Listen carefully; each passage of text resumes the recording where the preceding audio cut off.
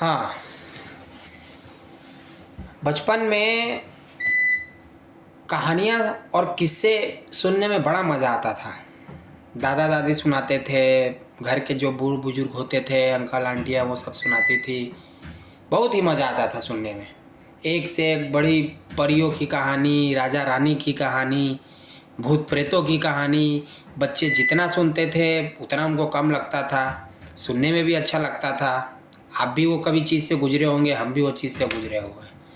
ठीक है, तो यही कहानी और बहुत ही रोमांचक और कहना चाहिए थ्रिलर, सस्पेंस, ये सब देश विदेश की पूरे बातें, कहानियाँ, क्या क्या घटनाएं हुई, कैसे कैसे हुई, और इतिहास, ये सब चीज़ों को लेके आज मैं आप मेरे चैनल में आप सभी लोग का स्वागत करता हूँ। तो नमस्कार, आदाब, सत श्री अकाल। कैसे हैं आप लोग? उम्मीद है कि सब अच्छे होंगे, कुशल मंगल होंगे। चलिए सिलसिला शुरू करते हैं। आज की जो कहानी है, चैप्टर नंबर 1, भारत की खोज। जी हाँ, भारत की खोज, ये आज हमारा पहला चैप्टर रहेगा। इस पे हम थोड़ा सा जोर डालेंगे कि कैसे भारत की खोज क्या हुई, क्या झूठ है, क्या सत्य है। जैसे कि मेरे चैनल का नाम है सत्य और असत्य। आज उसी के बारे में हम जानेंगे कि क्या सत्य है और क्या असत्य है।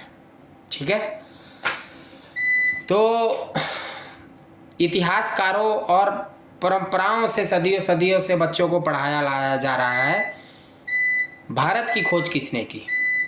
अब मैं बहुत अच्छे तरीके से जानता हूँ कि ये शब्द सुनते ही एक आदमी का आपके जरूर मन में विचार आया होगा, और वो नाम मैं जान रहा हूँ, आप भी जान रहे हैं। ठीक है, जिसको वास्को डी गामा बोलते हैं। तो पढ़ाया तो यही जा रहा है, इतिहास में भी यही बोला जा रहा है टीचरों द्वारा बच्चों को कि भाई हमारे भारत की खोज वास्को डी गामा ने की। गलत। आज मैं आपको उस चीज़ का मैं थोड़ा सार से बताऊंगा कि क्या वास्को डी गामा ने सही में भारत की खोज की थी कि सिर्फ ये एक मिथ है, झूठ है, हकीकत क्या है इसके पीछे। चलिए आइए जानते हैं। थोड़ा सा वास्को डी गामा के बारे में भी आपको बता दूंगा मैं, कहाँ के थे वो और क्या क्या करते थे। तो वास्को डी गामा सभी लोग जानते हैं, बहुत बड़े ये पुर्तगाल के मतलब शासक, इनके पिता का नाम जो है स्टीवा डी गामा था, और उन्हीं के ये पुत्र सन थे वास्को डी गामा। जैसे पिताजी इनके समुद्र में बड़े बड़े जहाज और बेड़ियों को लेके व्यापार किया करते थे, सेम यही शौक भी जो है इनके बेटे वास्को डी गामा को भी था। उन्हीं के छत्र छाया पे चले और आगे बढ़े। तो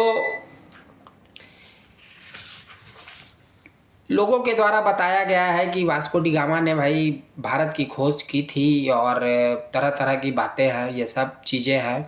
देखिए, भारत, आपको मैं क्लियर कर देना चाहता हूँ, आपको अवेयर कराना चाहता हूँ कि भारत की खोज आज नहीं हुई, और ना ही आज से कुछ 500 या 1000 साल पहले हुई थी। ठीक है, भारत की खोज जो है उस समय बहुत बड़े बड़े विद्वान और गणितज्ञ और बोलना चाहिए दर्शन शास्त्री लोग जो थे, बड़े बड़े विचारधाराओं के लोग, उन्होंने भारत को बहुत पहले ही खोज दिया हुआ है और बता दिया गया है कि हाँ भाई इस देश का नाम का है। पर्टिकुलर एक आदमी जो है, किसी पुर्तगाल का आदमी, उसने आगे कोई भारत को नहीं खोजा है। ठीक है, आपको मैं अवेयर करा देना चाहता हूँ। उसका भारत आने का मकसद कुछ और था, अलग था, ना कि वो किसी देश को खोजने गया था। और आपको ये भी बता देता हूँ कि इससे पहले जो है कोलंबस, सबने नाम सुना होगा, बहुत फेमस आदमी थे ये। कोलंबस ने भी भारत की खोज करने निकली थी, लेकिन गलती से वो बेचारे अमेरिका के तट पे जा पहुँचे, महासागरों के थ्रू, अंटार्कटिका और अटलांटिक जो हमारे ये सागर है, महासागर है, उसके थ्रू जा के ये अमेरिका पहुँच गए भारत को खोजते खोजते। अब जो है बताया जाता है कि वास्को डी गामा जो है भाई भारत को खोजे थे। देखिए, ऐसा है कि उन्होंने जो है ये एक किसी पर्पस और किसी चीज़ के लिए वो जो है यहाँ भारत आए हुए थे। मैं आपको बताऊंगा आगे कि किस चीज़ के लिए आए हुए थे और कैसे उनको भारत का जो है हमारा देश मिल गया। ठीक है, तो सबसे पहले कुछ बेसिक चीज़ें, इंफॉर्मेशन, इंडक्शन आपको मैं करवा देता हूँ वास्को डी गामा जी से। ये एक यूरोप जो हमारा कंटिनेंट है, यूरोप महाद्वीप, वहाँ के महाद्वीप के रहने वाले पुर्तगाल देश के नागरिक थे। ये साइनस करके एक इलाका है पुर्तगाल में, साइनस, वहाँ पे ये जन्मे हुए थे। और वास्को डी गामा का जो जन्म है 1400 ईस्वी के आसपास हुआ था, 1460 ईस्वी में ऐसा माना जाता है, उस समय इनका जन्म हुआ था। अब सभी को पता है कि भारत अपने बहुत सारी चीज़ों के लिए फेमस है। ये सबसे बड़ी चीज़ आपको भी पता है कि यहाँ से बहुत सारी चीज़ें जो है एक्सपोर्ट होती है अलग अलग देशों विदेशों में, जैसे कि खाने की वस्तुएं हो गई, आपके वीट और ये अनाज वगैरह, ये चावल गेहूँ दाल, ये सब मसाले, सबसे बड़े तो मसाले। उस ज़माने में पहले मसालों की जो है बहुत बिक्री हुआ करती थी। विदेशों से लोग यहाँ आते थे मसाला को खोजने के लिए, लेने के लिए, उसका निर्यात करने के लिए, उसका बिजनेस डेवलप करने के लिए। ये सब चीज़ें यहाँ से पहले होती थी। सेम चीज़ यही हुआ। आपको बता दूं कि भारत में सबसे पहले अरब देशवासियों ने कदम रखा था। उन्होंने ही भारत को, मतलब उस समय जो आया यहाँ पे, देखा कि भाई यहाँ पे जो है मसालों की खेती, बहुत बड़े बड़े अनाज और अच्छी अच्छी चीज़ें यहाँ पे मिल रही है। जैसे कि सब हम जानते हैं कि भारत को भाई सोने की चिड़िया कहा जाता था एक ज़माने में, और सब बाहर के जितने लोग थे, विदेशों के लोग, सब उन्होंने लूट घसोट करके हर चीज़ जो है यहाँ से ख़त्म कर दी। नहीं तो आज हमारा देश, आज भी हमारा देश अब तो बहुत ऊपर जा चुका है, सबको पता हुआ है। आज विदेशों में भी इनकी चर्चाएं होती हैं।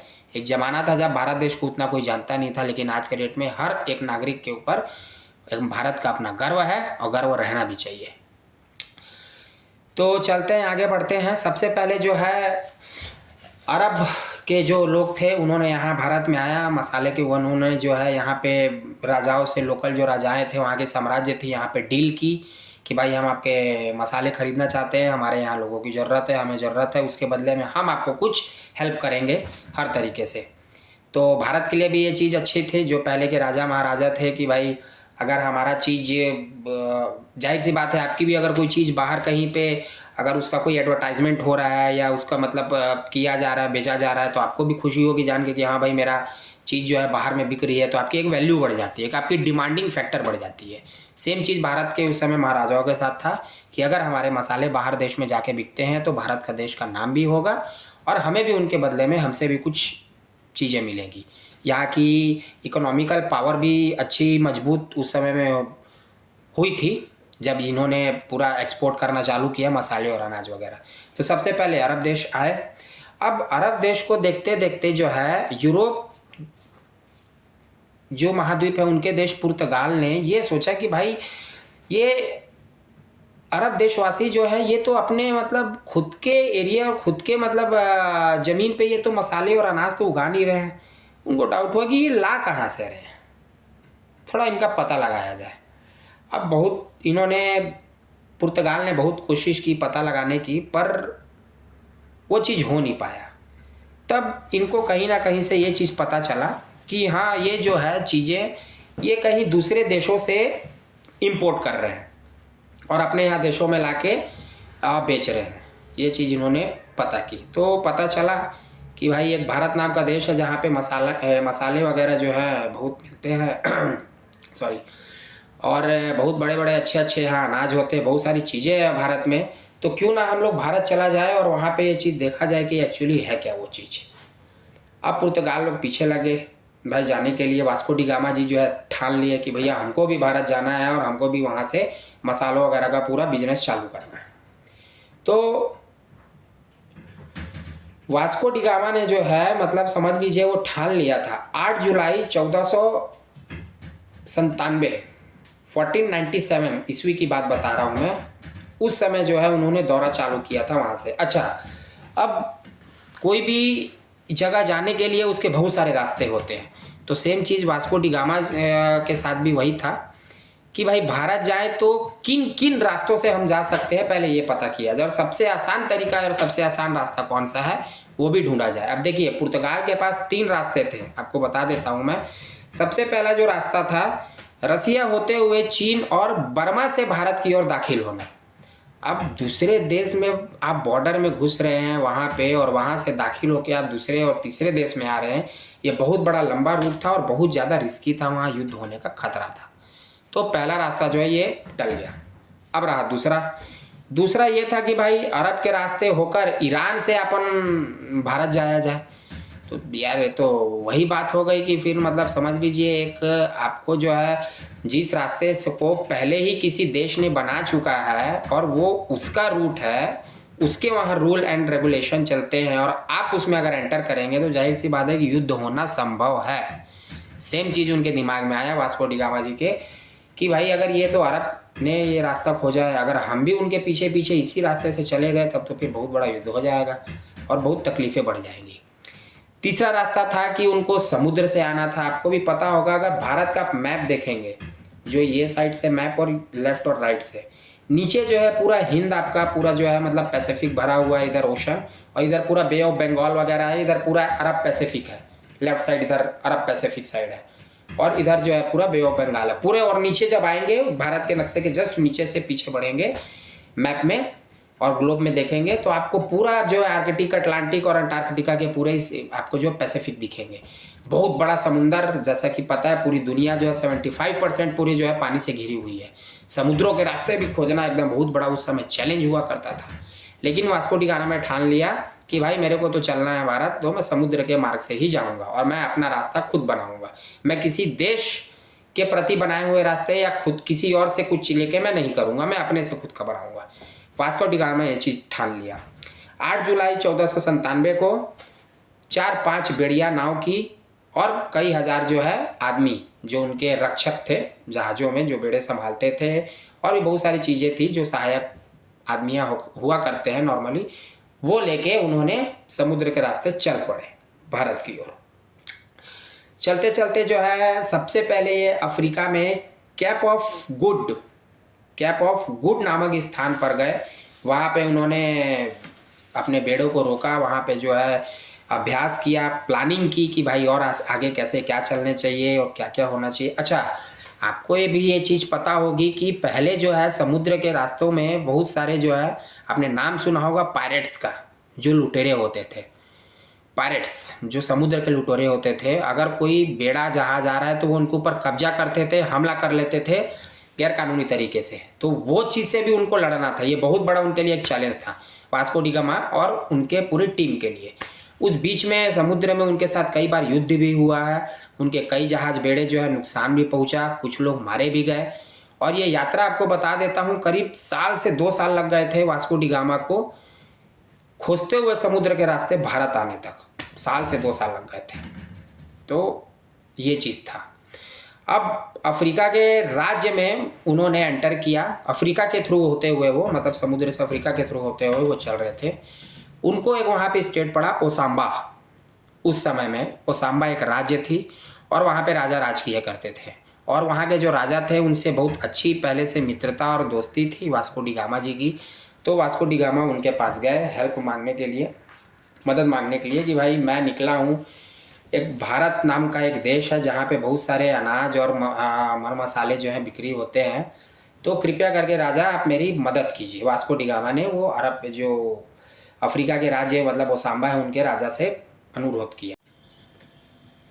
ठीक है, तो ओसाम्बा में जब पहुँचे, अब वास्को डी गामा के पास जो है एक बहुत बड़ा प्लस पॉइंट ये था कि जो वहाँ के राजा थे ओसाम्बा के, उनके पास एक अरब का मतलब उनका एक सिपाही था, नागरिक था। ठीक है, अब वो अरब का नागरिक होने के नाते क्या उसको अरब का जो है मतलब कहाँ से वो जाते थे, किस समुद्र के किस रास्तों से जाते थे, वो रास्ता उसे पता था। तो ये एक वास्को डी गामा के लिए बहुत बड़ा अच्छा मतलब प्लस पॉइंट था। अब राजा ने जो है वो अरब का जो मतलब उसका सिपाही था जो उसके दरबार में रहता था, वो वास्को डी गामा के साथ उसको भेज दिया कि जाइए भैया आप इनकी मदद कीजिए, ये हमारे अच्छे खासे मित्र हैं। अब वो अरब के नागरिक को लेके जो है वास्को डी गामा चल पड़ते हैं वापस से समुद्री मार्ग के जरिए भारत को पहुंचने के लिए। ठीक है, ऐसा करते करते करीब 10 महीने, इनको 10 से 11 महीने लग जाते हैं, और लास्ट में जो है ये वास्को डी गामा, हमारा स्टेट जो है भारत का स्टेट है केरला, जो कि साउथ एरिया साइड पड़ता हुआ है, वहाँ पे कालीकट पोर्ट जो है, कालीकट बंदरगाह में 20 मई 1498 को वो पहुँचे। करीब 10 महीनों के सफ़र में बहुत सारी यातनाएं उनको झेलनी पड़ी समुद्र में, जैसा कि बताया मैंने कि उसमें लुटेरे बहुत हुआ करते थे, पायरेट्स होते थे, उनसे लड़ाई और युद्ध होना, लूट घसूट मारपीट होना समुद्र में, उस तरह मतलब उस समय लड़ाइयाँ होती थी। तो उससे बहुत मतलब नुकसान भी पहुंचा वास्को डी गामा के। बहुत सारे लोग उनके जो है मारे भी गए, जो उनके जहाजी बेड़े के लोग थे। पर फिर भी कैसे ले दे के उन्होंने 20 मई 1498 को कालीकट बंदरगाह पे अपना कदम रख दिया। अब जब वो कालीकट बंदरगाह पे आए तो वहाँ के जो उस समय के भारत के जो मतलब लोकल कहना चाहिए, जो वहाँ के राजा थे, जो राज करते थे वहाँ पे, आसपास के जो माहौल के कुछ हुआ करते थे, तो उन्होंने उनसे जाके बातचीत की, समझौता किया कि हम आपके यहाँ से मसाले का जो है यहाँ से आयात निर्यात करेंगे और हम उसके बदले में आपको भी मदद करेंगे। तो वहाँ के राजा जो है वहाँ से इन्होंने मतलब बात मान ली और उनको भी एक ये चीज़ अच्छी लगी कि भाई अगर हमारी चीज़ें कल के डेट में कहीं बाहर विदेशों में जाके बिकती हैं और उसका मतलब बढ़ावा मिलता है तो हमारा देश का भी नाम ऊंचा होगा और हमको भी अच्छा मतलब यहाँ पे बेनिफिट मिलेगा उनके तरफ से, पुर्तगालियों के तरफ से। तो ये इनके मन में था, यहाँ के जो भारत के जो यहाँ पे केरल में जो राजा थे, कि कल के डेट में हमारा जो है इकोनॉमिकल ग्रोथ, आर्थिक जो हमारी मतलब व्यवस्था है भारत की, वो ठीक होगी अगर मसालों का व्यापार बहुत अच्छे तरीके से और अनाजों का हुआ। तो ये सोच के उन्होंने हामी भर दी और ये फिर जो है कंटिन्यूस से चलता गया। जो वास्को डी गामा है वो आ चुके भारत, तो यहाँ पे मसाले वगैरह और यहाँ से आयात निर्यात करके अपने देश में जाने लगे। अब ये सब चीज़ के पीछे क्या हुआ कि देखिए, जब वास्को डी गामा आए, पुर्तगाल के जो वासी थे वो यहाँ पे, तो और भी देश के वासियों को पता चल गया कि भाई ये तो पुर्तगाल ने भी, ये पहले तो अरब ला रहा था ये मसाले, अब पुर्तगाल ने भी लाया, तो हम भी पता करें कि भाई ये ला कहाँ से रहे। ऐसा होने लगा, एक मतलब दूसरे देशों में जो है होड़ मच गई कि भाई हम भी ये सब चीज़ यहाँ से लाएंगे और करेंगे। अब ऐसा करते करते क्या हुआ, ब्रिटिश के लोग जो है, उसके बाद फ्रांसीसी के लोग और तरह तरह के अंग्रेज जो है वो सब भारत में आने का प्रयास करने लगे और आए भी। तो इन लोगों को देख के लास्ट में 1615 ईस्वी में जो है ब्रिटिश ने यहाँ पे कदम रखा भारत में, और वो भी यहाँ पे देखे कि भाई यहाँ तो बहुत अच्छे अच्छे मतलब चीज़ें यहाँ मिल रही है जो हम अपने देश में ले जा सकते हैं और उसका मतलब भरपूर लाभ उठा सकते हैं। देन उसके बाद जो है 1698 में फ्रांस के लोग, फ्रांसीसी लोग जो है वो यहाँ पे आए, उन्होंने भी व्यापार चालू कर दिया। तो इस तरीके से लेके पूरे मतलब कई आसपास के देशों ने जो है यहाँ पे मिलके सब अपना व्यापार चालू कर दिया भारत में। और उस ज़माने में आपको भी पता था कि भारत को सोने की चिड़िया कहा जाता था, उसके पीछे रीज़न था क्योंकि यहाँ पे बहुत सारी चीज़ें जो है अवेलेबल हुआ करती थी और आज भी है। ऐसा किया, अब बहुत सारे देश यहाँ पे भारत में आके भाई कब्जा करने लगे, अपने रूल रेगुलेशन चलाने लगे, यहाँ से सामान आयात निर्यात करने लगे। भारत के लोग उस समय जो है राजा महाराजा जैसे भी लोग थे यहाँ के, बहुत सीधे साधे हुआ करते थे, उनके मन में उतना छल कपट था नहीं, इसीलिए जो है बड़े प्यार से बाहर के लोग, देश लोग आके यहाँ पे उनको बहला फुसला के बहुत कम दामों में खरीद के और अपने देशों में जाके वो बहुत हाई फाई मतलब रेट में वो चीज़ों को जो है, हमारे यहाँ की चीज़ों को वो वहाँ पे सेल करने लगे। इनसे उनको फ़ायदा हुआ पर भारत उस समय नुकसान में था।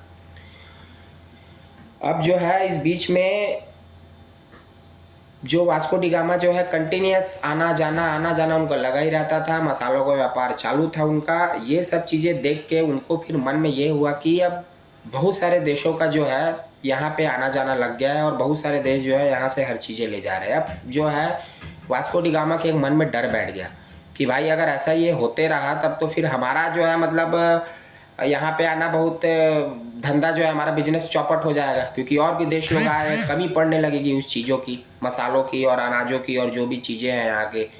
तो क्या किया जाए, अब जो है इनका जो है वास्को डी गामा का जब अगले बार ये भारत आए केरल में, तो इन्होंने क्या किया, वहाँ पे दंगा चालू कर दिया, मारपीट चालू कर दिया, यहाँ पे खून खराबा हुआ, बहुत लाशें बिछी और लड़ाई झपट वगैरह हुए कि इनके मन में, क्योंकि ये डर था कि बाहर के जो और भी देश के वासी हैं यहाँ मेरे अलावा और भी मतलब लोग जो आ गए हैं वो इसका व्यापार सही तरीके से ना कर पाए, सिर्फ मैं ही कब्जा बना के रखूँ।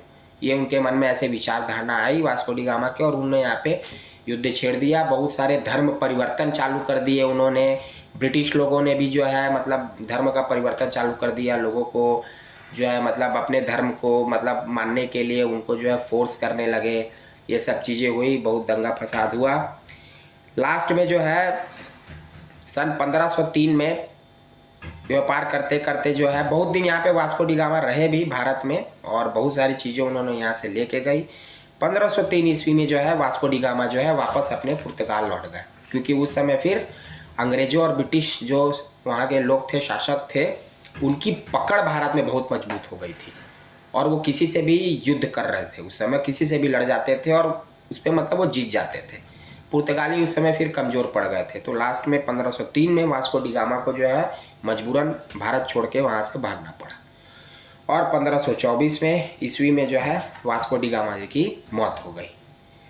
ठीक है, तो ये था वास्को डी गामा के ऊपर कुछ उनकी मतलब बेसिक, उनका कहाँ से क्या जीवन चालू हुआ, उनके पिता कौन थे, कैसे कैसे उन्होंने व्यापार चालू किया और कैसे कैसे यहाँ पे राज हुई, हर चीज़ों की। अब आपको मैं पॉइंट टू पॉइंट बात करता हूँ, सत्य क्या है इसमें और असत्य क्या है। ठीक है, तो क्या वास्को डी गामा ने भारत को खोजा? जी नहीं, ये असत्य है। वास्को डी गामा ने भारत को नहीं खोजा। वास्को डी गामा ने जो है भारत तक आने के लिए जो है एक मार्ग खोजा, समुद्री मार्ग खोजा। ये सत्य है कि उन्होंने एक रास्ता खोजा। भारत को वास्को डी गामा ने नहीं खोजा, यह सत्य है। क्या यहाँ पे वास्को डी गामा युद्ध करने के लिए आया हुआ था या यहाँ पे कब्जा करने के लिए आया हुआ था, ऐसा कोई उसका मकसद था? जी नहीं, ये असत्य है। बाद में जब उनका माइंड चेंज हो गया वो एक अलग चीज़ है, लेकिन यहाँ पे वो युद्ध के मकसद और कुछ करने, यहाँ पे शासक करने मतलब शासन करने नहीं आया हुआ था वहाँ पे वास्को डी गामा अपने भारत में। वो सिर्फ एक व्यापार के मद्देनज़र रखते हुए वो यहाँ पे आया हुआ था। तो ये सत्य है कि वो सिर्फ व्यापार के चलते ही आया था, कोई युद्ध करने आया नहीं था। ठीक है, तो ये चीज़ें थी। और इसी के साथ जो है अब मैं ये कहानी का जो है अंत करता हूँ। आई होप कि आपको ये चीज़ क्लियर हो गई होगी, और ये सब चीज़ को जो है अपने आसपास भी बताइएगा, अपने बच्चों को बताइएगा, अवेयर कराइएगा कि भाई वास्को डी गामा ने भारत को नहीं खोजा था, सिर्फ उन्होंने एक समुद्री मार्ग खोजा हुआ था। ठीक है, ये जानना बहुत ज़रूरी है आपके भी और आपके परिवार को भी और आपके बच्चों को भी, ताकि इससे आने वाले समय में कोई डाउट ना रहे, सबको पता रहे। तो चलते हैं, अब अपना ये सिलसिला जो है यहाँ पे ख़त्म करते हैं, और आशा करता हूँ कि आपको ये चीज़ अच्छी लगी होगी। इसी तरह रोमांचिक और भी कहानियाँ और थ्रिलर और सस्पेंस की कहानियों के लिए बने रहिएगा। इस भाई को तहे दिल से सपोर्ट कीजिए, लाइक कीजिएगा। और आपको कौन कौन सी कहानी सुननी है, चाहे वो देश विदेश अंदरूनी हो या कुछ भी हो, राजनीति हो या कुछ भी हो, आप मेरे को बताइएगा। मैं उसके बारे में ज़रूर आप लोग को सुनाऊँगा, कहानियाँ बताऊँगा, सच्चाई से परित करवाऊँगा कि क्या हकीकत है, क्या फसाना है, क्या सत्य है और क्या असत्य है। बाकी सपोर्ट कीजिएगा, इसी तरह से मैं वीडियो और डालते रहूँगा। और देखते हैं नेक्स्ट वीडियो जो है मेरा चैप्टर 2 और भी कुछ इंटरेस्टिंग लेके आऊँगा मैं, क्या है। तो चलते हैं, बाकी अलविदा, ध्यान रखिएगा, बस सपोर्ट कीजिएगा। ओके, जय हिंद, जय भारत।